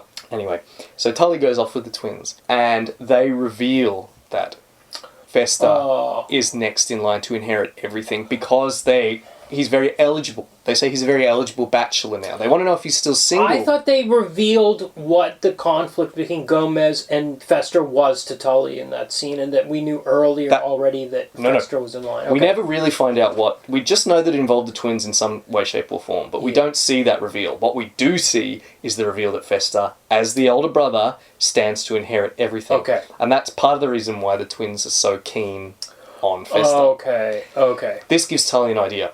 Yeah. He finds Abigail and tells her, I've got things under control. We see a bit of backbone from him. He's got a plan. Yeah. He vanishes. Meanwhile, Wednesday's been sent upstairs to Fester's room to bring him down to the party, find out what's taking him so long. And he's having kind of like a nervous episode, and his mum is shaving his head. And they're not in character anymore. Abigail's not pretending to be Dr. Pinterschloss. The head shaving makes no sense. Fester has no hair. It's fine. There's Addams Family logic here. No, but it's plot change logic failing. Yeah, you're right. Because if he's Fester, he wouldn't grow hair in the first place. I just give it a pass because there's so much wacky stuff. Yes. Maybe his hair is psychosomatic hair because he doesn't know he's Fester. It's fine. Okay. I'm cool with it. Yes, but Wednesday sees it. I knew you were a fake. Well, she didn't, but whatever. She had suspected. She had suspected, but she's all in on Fester at this point. She was, yeah. Because he's been the loving uncle, helping them with their performance when they do that Shakespeare By the way, thing. that play is wild. One of the wildest scenes in the movie. You didn't mention it. We didn't talk about it. They go to the school play. It is this gore fest. Absolute Evil Dead gore fest. Evil Dead. It is exactly like Evil Dead. They bleed all over the audience. Yeah. They're spraying the judge. Yeah. They're spraying Tully. Yeah. And it's just like that scene with Fester in the cinema. Yes. Because when the children are performing dressed up like elves and flowers, the regular folks are rapt, Yeah. and the Addamses are bored to tears. Yes. Then when it's this Shakespeare pirate gore fest, the audience is perturbed, and the Addamses look thrilled. Yes. Just like Fester in that Yes. one cartoon. Yes. Oh man, you're going to have your work cut out for you digging out all these stills and juxtaposing them with these cartoons. Yeah. Yes. So Wednesday runs away. She's going to tell Gomez and Morticia, I suppose. Mother says, after them, Gordon. Gordon jumps to his feet. We get an amazing scene where he chases her. He chases her to her room. She closes the door. We can see him at a distance down a corridor. Then we get a close-up on Fester facing the door. He turns away from the door into camera. He looks like he changes his mind. Then he turns, kicks the door in. We cut to the inside of the room. We get a zoom on Fester as the door swings open and he's revealed staring. Then we switch perspective 180 degrees. We see Wednesday. She's in the process of pulling a trapdoor down over her head and we're getting a zoom onto it. Trapdoors are in the comics. It's Charles Addams is like a joke about those old houses, is the trapdoors. Yeah. But it comes up again and again. The sense of, you feel Gordon / Fester's desperation. Yeah. It's such a great, it's really well shot. With that, the first the zoom on his staring face, and then the zoom to an expressionless Christina Ricci as Wednesday pulling the trapdoor over her head and vanishing. He throws himself on the floor. There's no trapdoor now, it's just a floor. He's scrabbling for it. There's no edges. Of course, because this is crazy Addams Family world. It's a completely seamless trapdoor. She heads out and hides somewhere in the cemetery. He chases her. He can't find her. He thinks the jig is up, but then Tully comes to save the day. He's been next door to visit the judge. The judge who incidentally hates the Addams Family. Hates them because Gomez keeps whacking golf balls into his house and breaking his windows. Fair enough. Yeah. Gomez probably shouldn't do that. Yeah. And also, he's livid about this party. You know, presumably, it's late at night. He's in his pajamas. There's fireworks and music and carry-on going on. And he says, what the hell is going on there to Tully? And Tully says, how would you like to be rid of the Addams Family for good? He says, listening, tell me what you need. What happens is they get a restraining order against the Addams Family because Fester, as the heir, controls the whole estate. Yeah. He can kick them out, which he does. Although he's under the thrall of his mother and Tully. Yes. He doesn't want to kick them out because he cares for the family. The family has left the grounds searching for Wednesday, who's hiding in the cemetery. Meanwhile, Fester has danced the mamushka. Yes, how did they get him back down to the party? He went back. He goes back to his search? room. He gave up on the search because he couldn't find her. Yeah. He says, I couldn't find her, Mother. Let's just leave. Let's just go out the back and disappear. He's had enough. He doesn't want to go through this anymore. He's been under incredible strain, and of course he's starting to really care for the family. Yeah. His mother says, shut up, Gordon, you baby. Get downstairs before they figure out what's going on. You have to show up at the party or everything's ruined. He's like, okay, Mother. Down he goes, joins the party. Gomez dances the mamushka. Now, apparently this scene is restored footage. Okay. I listened to an interview with Sonnenfeld where he said that he had to cut this scene down in the original release. I've seen two explanations. One, that it didn't test well, it was too long. Sonnenfeld himself says he did it because he felt the film was too long. Okay. Whatever. The point is it wasn't there. He asked Paramount to go into the archives and find the original working edit and see if they had the negatives. Apparently they did. They included it in the film. And the thing is, I couldn't see a difference. Yeah. It looked the same as... Yeah. The picture quality's better. You can see the people in the background. There's with tambourines, dancing, doing things that you couldn't really see on the VHS version that I had as a kid. Okay. Right. But as far as I could tell, the scene wasn't any longer or really any different. Yeah. So there you go. So there's still 25 minutes left in the movie at this. I was a bit surprised. I was like, "Whoa, this seems like a." This is the third act. This seems like the thing you'd expect in the last 10 minutes for them to get kicked out and then find their way back. But no, Well, this is the third act. They've been thrown out. They go to live next in a morning. motel. There's a great line where Gomez says the law, we'll settle this in the courts. They say that a man who represents himself has a fool for a client. Well, with God as my witness, I am that fool. Unfortunately, the judge is, of course, his neighbour. Yes, the Benedict character. Who has no qualms in assigning sole kind of like custody or sole custodianship to Festa, and then pours out a bucket full of golf balls. This is not just the third act. Like, there's a lot of stuff that happens in this sequence. Yeah. There's a lot of Gomez's depression in the hotel. Yep. There's the famous scene from the trailer with where they're selling lemonade, but they've actually got like cyanide and arsenic. Yep. Wednesday and Pugsy set up a lemonade stand, and the Girl Scout comes up. That famous line is it made from real Girl Scouts? Is it made from real Girl Scouts? Is in this. The lemonade is steaming like dry ice. Yes. Morticia ends up teaching like kindergarten kids and reading Hansel and Gretel to them and talking about how cruel they were to the witch to throw in the oven. The kids seem like real kids that they maybe told them that they were going to shoot their dogs to make them cry. I don't know. Oh my god. There's a callback. Yeah. But they seem like real kids in a real school. That's a callback. Thing ends up like doing a FedEx delivery job. Again, people very long sequence. Yeah. Surprisingly, like they're not like skimping on this gag. They're like committing to it. We see Thing looking for work. Thing doesn't have eyes. Whatever. He's panning down the page. Yes. He finds a job opening for a FedEx delivery driver. He's tapping it. He's drumming his fingers. This hand is so expressive. It's amazing. Yeah. I really wish I knew the story behind who they got to do this, because whoever they are is some kind of hand genius. Yes. Anyway, we see quite a long sequence of him delivering packages in an office where he's pulling kind of like a wagon, a little red wagon. We've already seen him pulling it, taking his possessions out of the house when they've been forced to leave. Mm. And in this sequence, again, people are surprised, but not shocked. No. It's just, it's okay in this world for a hand to be, disembodied hand to be delivering FedEx. The thing that's amazing to me is the gag is not just that he works for FedEx. The gag is he's really good at working for FedEx. Not only that, he like throws a box and it knocks off a guy's toupee. Like there's all sorts of gags in this. It's like a whole sequence in the movie. There's a really great bit where Gomez has become obsessed with daytime TV. He's lost his mojo. He's watching Sally Jessy Raphael. Yeah, and she's talking about witch doctors in North America. She's interviewing guests who claim that their kids were abducted by witch doctors, and she said, "Let's take a call." And we can see Gomez on the phone. He says, "Hello, Sally," and she says to camera, "Mr. Addams, please stop calling. Yeah. We do not know where they meet." Yes. Yes. So they actually got Sally Jessy to appear in this movie. Morticia decides, that's what he calls her, Tish.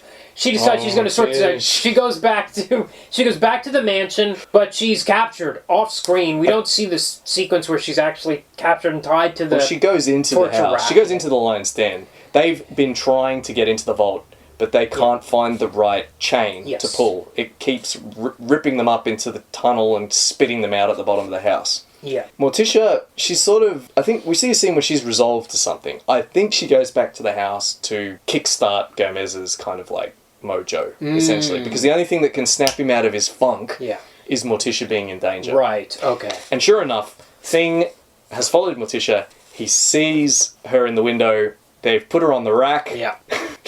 Abigail makes Tully torture her. He doesn't want to do it. I have a weak stomach when I torture people. Yeah. I have this thing. And he's clearly reluctant. He's winding the wheel in fits and jerks because he can barely bear to do it. And of course, Morticia says, "Done this before." Yes, in a breathy voice. In a breathy voice. Yes. Oh my god. Thing runs back to Gomez again in quite a long sequence where he's dodging traffic. He desperately communicates to... First of all, it seems like he's doing sign language. And Gomez says, "It's terrible when you stutter." He's trying to do charades or something, yeah. I think he's signing it first. And, of course, Gomez says, "Slow down, Thing. It's terrible when you stutter." How do you stutter when you... Doesn't matter. He tries to write it. He can't get ink out the pen. He starts tapping it out in Morse code. Yes. Morticia in danger, stop. You have to rescue her, stop. Gomez gets more and more like his old self. Bam! He's off like a rocket. Yep. He goes to rescue her. He fences with Tully, which you've established is a thing that they do anyway. Mm-hmm. So And then we get the line from Abigail to Gordon saying, I should have left you where I found you. Yeah. So this had to have been added after the changes to the final section. Because we didn't have a hint before that he was adopted. And yet, we get another line, which is, I think, clearly kind of left over from the original draft, where he goes all in with the Addamses. He's been hating everything. You know, he doesn't want to eat his mother's food anymore. He wants the weird food that Grandmama cooks. He's sort of eating noodle soup, spaghetti soup, and he's just fiddling with it, spilling it. He's not into it. Yeah. We see a shot of him at the gate, plaintively looking out into the city. He feels bad. And he's had enough. He kind of just wants to pack it in. He cares about the family. Anyway, his mother insults him, you know, calls him a stone around her neck. You're useless. I should have left you where I found you. Then Gordon snaps. She has Gomez at gunpoint. She's forcing him to open the vault. Gordon says, Gomez, no tricks. That's the wrong book. It's not, of course. Incidentally, here in... Okay, alright, I said there's nothing supernatural. There are supernatural things. You know, there's the rug that comes to life. And the Addams Family Library, whatever the title of the book says, that will manifest itself. Yeah, so earlier we had a scene where he'd opened Gone with the Wind, and all this wind blew out of the book. Yes. And he opened a book, The Sun Also Rises, I think, and he's sunbathing. Okay. In it. Yeah. You know, when he's relaxed and because he's just engineered the eviction of the Addamses. Right. So I'm just getting a little sun. He's sunbathing with this. So Gordon has pulled out a book called Hurricane something or other, Nightmare from the Skies. Yeah, something like that. He turns on his mother and Tully. You know, she's like, Gordon, listen to mother, put down the book. He's like, I'm never listening to you ever again. Tully says, think of the doubloons. He says, they're not yours, Tully. Back off. And then he says something key, which I think is left from an original draft. He says, now they'll really love me. Yes. Doesn't make sense if he was Fester all along, because they loved him anyway, because he was Fester. But if he's Gordon, and he wants to fit in... he doesn't know he was and it's felt like it doesn't make sense. No, I think it's left... It's so plaintive, you know, it's this misfit. The original misfit, Gordon the con man. Yeah. Who was escaping a nasty codependent relationship, or exploitative rather, kind of, what's the word, abusive relationship with his mother. Yeah. Well, just wants someone to love him. Yes. And that's what the Addamses can give him. Now they really love me. I think if he was Fester all along that line, that should have been excised. Well, like I said, he's been Gordon for 25 years, so he doesn't know he was Fester. I don't know. Anyway. It just seems like you could have cut it if you were going all in on this Fester all along. Yeah. And there are no hints. Like you said, you know, the hair, you know, stuff like... There are no hints that he really was Fester. Yeah. So he opens a Hurricane book. There's a big special effects sequence. The rug effects are kind of a bit weak here. Yeah, sure. This is it's the only time, though, I really felt... Absolutely. Yeah. Absolutely. And it's very brief, but you can see the outline. Probably about 20 seconds. Yeah. And the rug... the rug is swept up in the tempest. It's, of course, starts biting Tully because it hates Tully. Yes. It's biting him on the ass. But they land, Tully and Abigail land in graves, which have been dug and already have tombstones with their names on it. It's just that Addams Family whackery. Yes. And Pugsley and Wednesday are there. They're there. With shovels. Yes. Pugsley says, are they dead? Wednesday says, does it matter? Yeah. Yeah.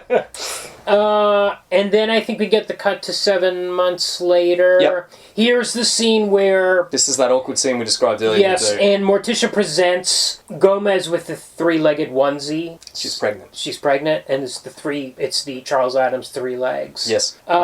It's Halloween. I think, isn't it Halloween? Yes, because we have some trick-or-treaters. They go to the graveyard to play Wake the Dead. Margaret is out there digging graves with them, I noticed. Well, she's hooked up with Cousin. Yeah, she has, but she's all in now. She's like, I'm going to go out there and dig those graves. Well, how can you help it, you know? Yeah. How can you help it? This family's just so entrancing once you get to know them. You can't help but be swept up in the experience. Yes, and then we have to listen to an MC Hammer song over the Addams Family. By the way, it wasn't the album, or was it the song that was called Too Legit to Quit? But he quit, so I guess he wasn't legit. There you go. Yeah. That was Cousin Ip. Excuse me. Cousin Ip was playing that in his little car when he showed up. Yeah, it's in the movie diegetically. Yeah. Okay, any trivia? Sure. So this film did very well. Yes. Budget $30 million. Yeah, sequel and TV series spawned Oh yeah. from it. Yeah. Made in its opening weekend, it virtually made its budget back in the opening weekend, $24 million just the opening weekend. It went on to make $191 million, so an unmitigated success. Right. It would have been one of Orion Pictures' biggest successes, except Orion sold the film. Sold it during production. Oh. Yeah. So, despite its Orion's success, so Orion no longer exists. It was bought by MGM in the mid-90s, but it was a successful kind of like smaller producer in the 80s, and it made some hits. Silence of the Lambs, obviously, also Dances with Wolves. So, despite riding high on that, by the early 90s they were running out of money. They were going bankrupt. In fact, they tried to get this film over the line, but couldn't. Ran out of money halfway through production. So they sold it to Paramount, Okay. who ended up distributing it and owning the rights. Incidentally, they did that while it was still shooting, Right. and no one knew. As it often happens. Untested director, first time, right? So there's a lot of unknowns here. No big names in the cast. No, that's right. But they knew who they wanted.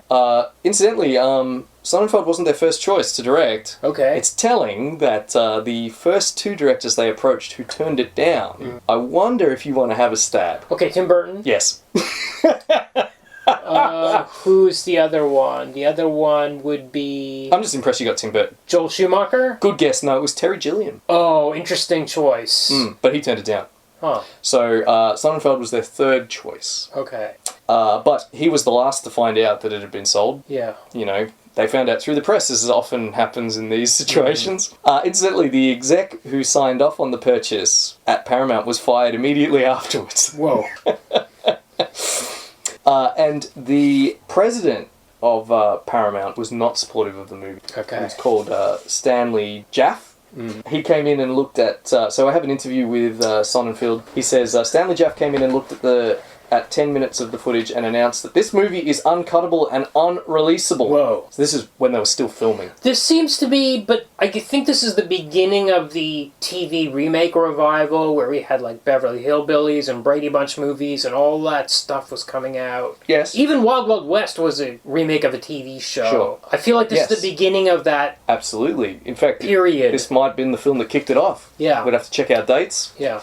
But the success of this film might have kicked off that movement. Yeah. But this president of Paramount wasn't behind it. He didn't know what was going on. He saw some of the dailies, and he said this film's disaster. So Sonnenfeld says the whole second half of the shoot that we were working for a studio who apparently thought we were uncuttable and unreleasable, so things got more difficult. They stopped letting us have bottled water on the set, Whoa. for example. Not for environmental reasons. This is from a recent interview. But to cut down on the costs of the show. It was not a well-loved project while I was making it, which made it that much harder as a first-time director. So he finishes the film. He has his final cut, or his final edit. He shows it to the executives at the Paramount Theatre, and no one laughed. Wow. Okay. Yeah. And so he was shitting his pants at this stage. Then, quote, I was called into the office about 20 minutes later after they had discussed everything, and everyone was there except Stanley, the president. And they were hugging me and clapping. I said, what's going on? I was in that screening room. There was not a single laugh. They told me that since Stanley wasn't laughing, they couldn't. My God, this just sounds like the worst Hollywood politics, like studio. But they knew they had a hit. Okay. Just only the president didn't. Anyway, so it ended up making Paramount a lot of money. Incidentally, no, that can wait till adaptation. Okay. Anyway, that's about as much as I have for trivia. Okay, so it's ratings time. Absolutely. Comics. Yay. Hi, These are really funny. Yeah. Just really great. Beautifully drawn as well. Strangely funny. A lot darker than what you expect for the 30s, 40s, and 50s when it was Leave It to Beaver era, I guess. But it's not mainstream. I don't think of this as being 50. I mean, the first one comes out in 1938, right? Yeah. And the New Yorker, the New Yorker is really elitist. Yes, that's true. So, I mean, he's probably partly lampooning the New Yorker readership with these kinds of comics because it's just New England, rich, smug. Yeah. There's a Family Guy joke. I don't particularly like Family Guy, but this sticks in my memory. Brian, the dog, becomes a staff writer at the New Yorker. He goes into the toilets, and in the toilet cubicles there are no toilets. And he says, "Where are the toilets?" And whoever took him in there says, "Oh, no one at the New Yorker has an anus."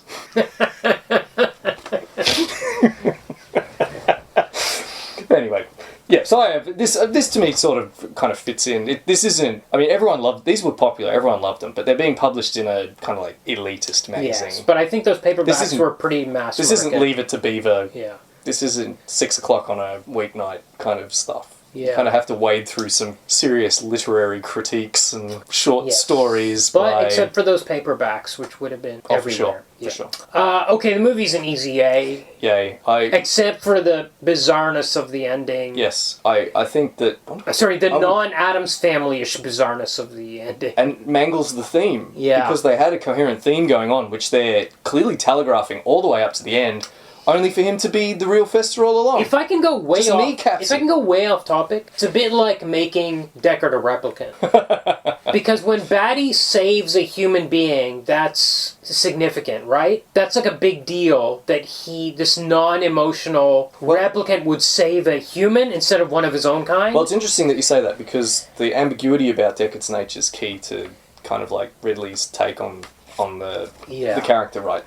And in an interview in 2012, Sonnenfeld says, listen, 2 weeks before we started shooting on the Addams Family, when we started rehearsing with all the actors rebelled. Because the movie that Scott Rudin and I think Scott Rudin's one of the producers, were going to shoot had this thing where Fester was perhaps an imposter, but you were never sure if he really was or not. Well, that's maybe a bit better. But yes, this is a yay for me. I can't believe how much I laughed watching this film. Yeah, me too. I can't believe how great it looks. Yep, that too. How well edited and well shot it is. Yeah. It looks fantastic. It was directed by a cinematographer. You can really tell. Yeah. He says, in an interview I listened to, he said, this film taught him to love actors, because as a cinematographer he hated actors, because actors get in the way of cinematography. They're always walking out of shot. You always set up a blocking, your lighting and your blocking, and then they behave differently to the way they behaved in rehearsal. But he said this film, he loved Christopher Lloyd, he loved Christina Ricci a lot. Don Hedaya was in Blood Simple, which I think Sonnenfeld was the on. I'm not sure. But he has nothing but praise for Raul Julia, who was, really, it seems like an extraordinary man. Did not just a man that loved life, but did remarkable work, charity work, and of course his film roles are just so iconic. I always love him in this, and love him as M. Bison in the Street Fighter movie. Yeah, I was thinking about that. He really committed to that role too. He was dying of stomach cancer at the time, and he just went all in. Did it for his kids, he said. Yeah. What a legend. But I will say it kind of parallels, for me, Dan Hedaya in Alien Resurrection as being like, this is the dumps. But he's all in. Yeah, he's good in that. Is that kind of the captain of the ship, isn't he? Yeah. He drinks that scotch that he makes with a laser. Yeah. We're getting off topic. Yeah. Adaptation. This is a big yay for me, actually. I did appreciate that they went back to the comics. I feel like it has the feel, the tone, the atmosphere of the comics. So for me, that was the key. They did copy a lot of the jokes, and even the jokes that weren't in there, like the joke about the knife, which you mentioned, switching for a bigger knife. The Opposite Land jokes they could have been from Charles Addams if he'd been using more than one panel, so it's a big yay. I came in wanting to hedge my bets. I wanted to say this film owes so much to the TV series. Yes. As you observed at the very start, what was it, 6 hours ago? But you said that, how do you look at the cartoon and see a feature film? You can look at the cartoon and see, I think, a sitcom easily, because they just have these kind of daily shenanigans. But how do you look at it and see a feature film? It makes perfect sense that we had the TV series as an intermediary between the cartoon and the film. Yes. But, as you pointed out, this takes the Addams Family TV series and kind of brings it back to its roots. It's a course correction, I think. Not just in the sense that we get these Easter eggs, which are thrilling once you've read the cartoons, and you can see where either Sonnenfeld himself or the script writers or people involved in the production knew and loved specific cartoons and are referencing them. But also, as you said, that we're going back to a darker, more ironic, more macabre sensibility with this film. So I am also going to say yay. Wow, we haven't had a sextuple yay in a very long time, I don't think. Sextuple yay doesn't necessarily... you can have a good film that's not a great adaptation. Of course, of course, we have that all the time. But sure. Sextuple yay, this is the first one for a while. Yeah. Okay, so please like, rate, review, subscribe, on whatever your platform is. Please join our Patreon. It's patreon.com/comicbookmovieoblivion. We need the money for hosting fees, books, my children need DVDs, shoes. all that kind of stuff. Yes, shoes for the kids. Please join us on Facebook for the memes. Please join us on Instagram for the reels. They are slowly going up there. There will be more. Kumar's putting a lot of work into these reels. Jump on Instagram and throw us a like, please. Please send us an email at cbmoblivion@gmail.com. The address is in the show notes. DM us on Twitter. Yes, you can DM us on Twitter or... Drop us a line on Facebook. Yeah. You know, yell at us on the street. Yeah. Whatever. I've said that before. Whatever. I'm very lonely. Yeah. Yeah. Okay, so coming up next, we've got a kind of a double. We've got some skip weeks due to, as mentioned earlier, some work travel and recreational travel. So there's going to be a couple of skip weeks, not just one as I previously announced, but we're going to have a Rolf Koenig double. So the first one will be Killer Condom from 1996. I believe there's a 4K DVD that came out just like about a month ago. Based on two comics, Killer Condom from 87 and the sequel, which is called Down to the Bones from 1990, I think. And then the movie was 96. The monster was designed by H.R. Giger. No kidding. Yeah, but I have not seen it, and I haven't read the comics, but they are... You can find them out there. There is a publisher that has released them in English. And this is going to be such a bombshell of an episode that we're going to give you 2 weeks to recover. Yes, and then we'll do another Rolf Koenig movie after that one. You're going to need that hiatus, because this is going to be a hell of an episode. Yeah.